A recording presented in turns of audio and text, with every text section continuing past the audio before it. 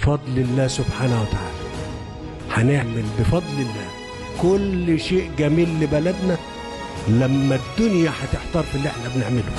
يلي ماشي بخطوة ثابتة وبتحدي، كمل طريقك واحنا في ماشيين وراك.